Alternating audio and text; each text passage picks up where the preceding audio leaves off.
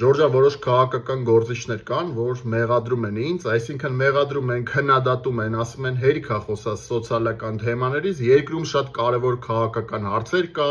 անվտանգային հարցեր կա, երկրի ուժեղացումից խոսա, արտաքին քաղաքականությունից խոսա եւ այլն եւ այլն։ Հիմա ասածս որն է, ինչ ուժեղ պետության մասին եք դուք խոսում, ինչ անվտանգության մասին եք խոսում, երբ երկրում սոցիալական անարդարություն է։ Կարա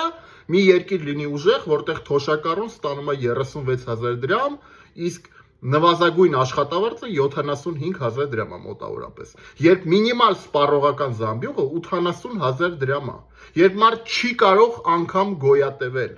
երբ թոշակառուն չգիտի դեղ առնի կոմունալ վճարի հաց առնի, երբ աշխատողը օր ու գիշեր աշխատում է, բայց կոմունալի զմերվա փողը չունի։ Տենց երկրում ինչ ուժեղացումից եք խոսում, այդ ինչ քաղաքական պոպուլիզմով եք զբաղված, ինչ ուժեղացում, ինչ պետականացում, բանի, պետության ուժեղացում, ինչ հզորացում, ինչ արտաքին քաղաքականություն, ինչ աշխարհաքաղաքական հարցերից եք դուք խոսում։ Մի հատ գնացեք մարզերում նայեք մարդիկ ոնց են ապրում։ Մի հատ գնացեք Երևանում տեսեք մեր տարեցները ոնց են ապրում։ Ինչի մասին է խոսքը, ինչ եք դուք խոսում, դուք առհասարակ մի հատ իջեք ժողովրդի հետ շփվեք, էլի մի հատ քաղաքական գործիչներ, այսպես կոչված։ Ժորժան, ես Արման Ղուկասյանն եմ, Հանուն սոցիալական արդարության կուսակցության նախագահն ու իմ կռիվը ու իմ քաղաքական ուժի կռիվը, մեր քաղաքական թիմի կռիվը հանուն մեր ժողովրդի, հանուն մեր քաղաքացու սոցիալական վիճակի բարելավման է եւ դա է այն բոլոր հարցերի հիմքում,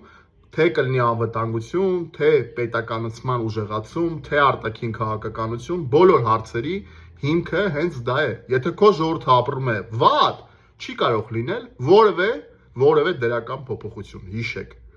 Մենք շատ ենք ու մենք ճիշտ ենք, Ժորժան։ Մենք պետքա պայքարենք, որ երկրում լինի սոցիալական արդարություն ու սոցիալական արդարություն անպայման լինելու է։ Տարածեք այս տեսանյութը, գրեք մեկնաբանություններում եւ բաժանորդագրվեք ի մեջին։